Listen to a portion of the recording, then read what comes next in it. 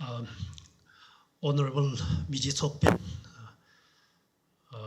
members of the parliament, I think we have few of them, and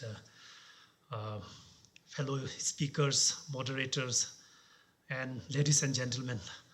So I have the honor of being the first speaker. We had a quiet discussion before this, and then Madam Namge said she would like to go last. Then I said, maybe I will start, because it's a privilege to be with two of the most well-known journalists of Bhutan on stage. And I think if they go fast, it will be difficult for me to, I think, be at their bar. So I decided to go fast, Sejunil. So at the outset, I would like to mention that I'm from a technology background. I'm not really an expert on democracy or environment or conservation. But then, when I was in high school itself, I was a nature club member and active participant in RSPN-led essay competitions, and have won few prizes as well. And I took part in nature club activities. So I am very pro-environment, says Junila. So I read up a bit, and I found that a lot of things that are, where technology and environment can come together. So I'll try to present that, Sejunil. To start with, I would like to mention that we are currently living in a very exciting time.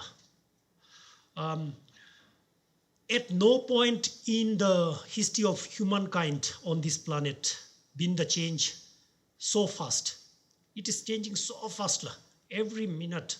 And I think it's in the last 2 or 3 decades that the earth has seen the biggest change in terms of technology, in terms of the way we live, in every way. And along with that, I am a firm believer that technology is at the center of bringing changes to the way we live, and also the way, especially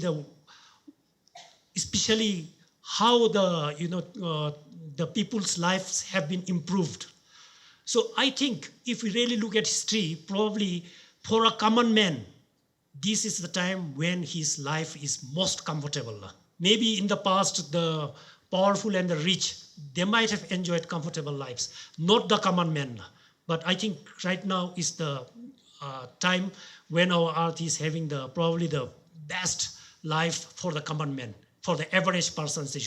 So it is anywhere in the world and in Bhutan as well. But along with this, because of the changes in technology, as I mentioned earlier, the pressure on the earth is also the greatest. So I would like to show you this graph. So if you look at the deforestation that has been happening, it has been increasing very drastically since 1950.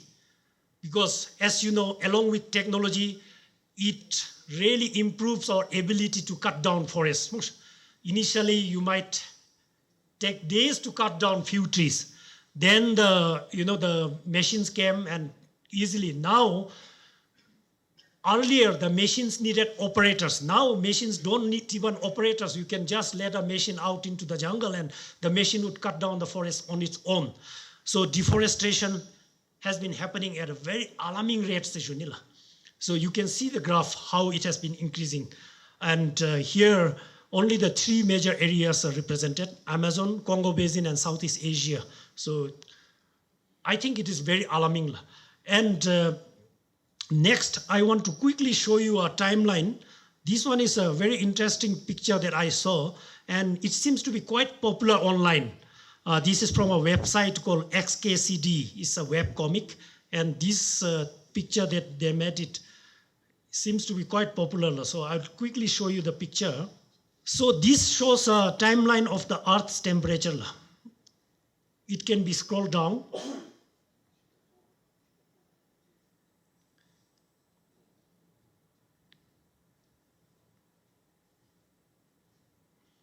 I'm sorry for taking time to set it up a bit, but our Earth is billions of, I think, years old. So here the timeline starts from 20,000 before Christ. when the Earth's temperature was somewhere below minus 4 degrees centigrade. And then going up is a timeline. Then not much change has happened. The temperature has remained almost steady. Then somewhere around 14,000 BC, there is some increase. But it's still, this line here, the line you see in the middle, that is 0 degrees. So this is the Earth temperature graph. So,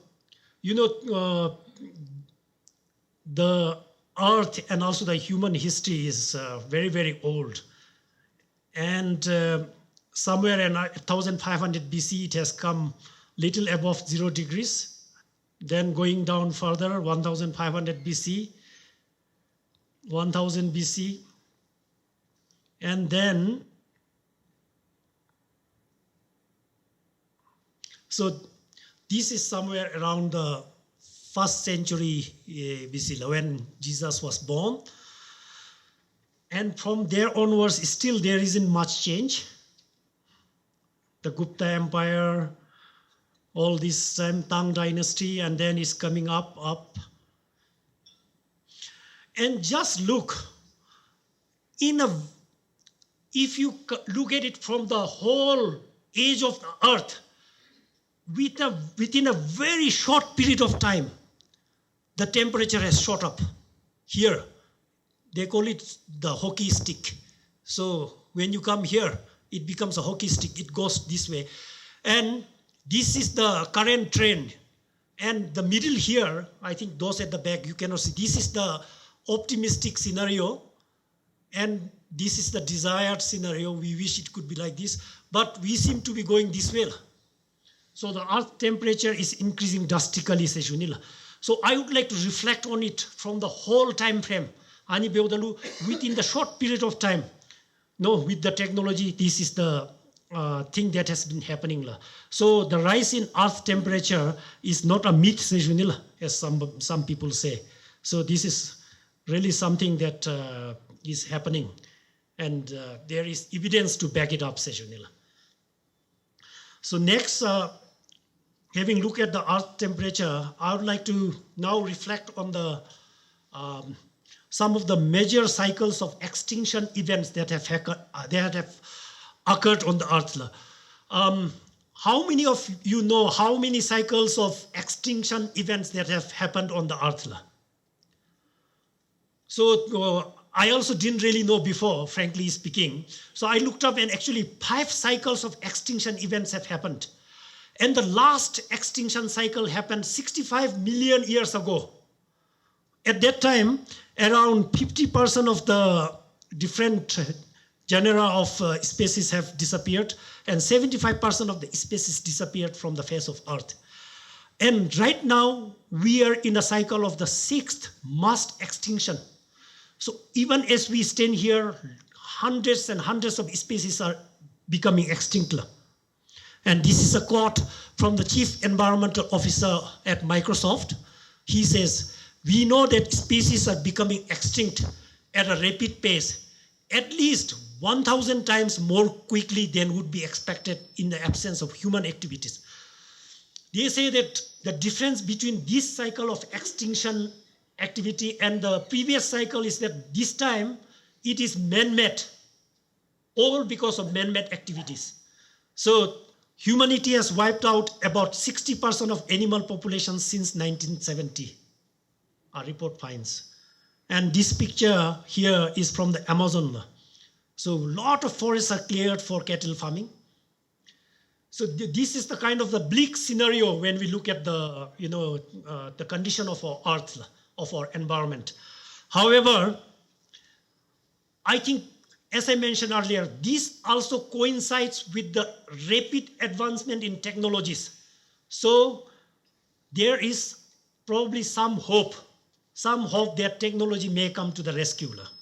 So technologies like artificial intelligence. So these are already being used a lot by conservationists. The picture here is from Hawaii. So I would like to quickly say what this picture represents. in Hawaii, I think there are two rare species of bird which are being killed because of the power lines. And many people think that these accidents are very rare. Then some conservationists, they recorded the sounds. They recorded the sounds of birds striking the power line.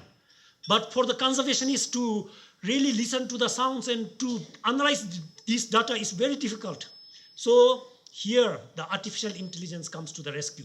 So all these sounds are fed into the artificial software, artificial intelligence machine. And then this was able to give accurate data of how many bird strikes are happening. And they found that it is much more than people expected. So these are kind of how technologies will come in use for conservation. And there are also a lot of other tools that can be used for used by the conservationists. And there are companies that have come up. For instance, this Conservation Matrix is a company that gives artificial intelligence solution to conservationists. So there are other tools called Wildbooks, and there is one which is a network called Automated Remote Biodiversity Monitoring Network, REBMON. And I think drones, I need not even explain. So drones would be, I think, tremendously helpful for conservationists. And recently I read a news where drones have been used to plant trees and also for monitoring species this rumors. And next is a concept called IoT, Internet of Things. We are becoming increasingly connected. Just now, humans are already connected to the internet. All of us are connected to the internet through our mobile phones. So all of us are. Next, now things are getting connected, and the animals and plants will be connected to the internet. Then the conservationists will have real-time data to monitor and see what's happening. The next technology that we have is blockchain. Some say blockchain is a solution in search of a problem. So there are a lot of problems that can be solved by blockchain. There are a lot of learning resources that our conservationists can use to learn about new technologies. Deep learning open source libraries that two of the biggest companies in the world, Google and Facebook, have put on, called Tensor and PyTorch. There are a lot of resources that I can share. So in short, what I feel is that our conservationists can learn from these technologies and use these technologies as well, although we have been doing well. And last slide I want to show is, there's I think a book written called Future Files, History of the Next 50 Years. Here, they are trying to predict what are the things that will become extinct. He said that in 2009, mending things will become extinct, which may be true. Many of the cobblers in India lost their jobs because now the shoes have become so cheap. We get it cheaply from India. No, people no more need to really repair the shoes. And then 2016, retirement will become, the library will become extinct. 2037, glaciers will become extinct. But going down in 2050, ugliness will become extinct, which means every person will be, handsome and beautiful. Maybe through genetic engineering or plastic surgery, I don't know. But also it is said that nation states and also death, maybe people can live forever. So that is what is predicted for 2050. But then 2037, if we say that glaciers will become extinct, maybe the whole life will become extinct, then there is no use of getting rid of ugliness and all that. So this is something to ponder upon. And with that, I would like to end my talk. Thank you so much.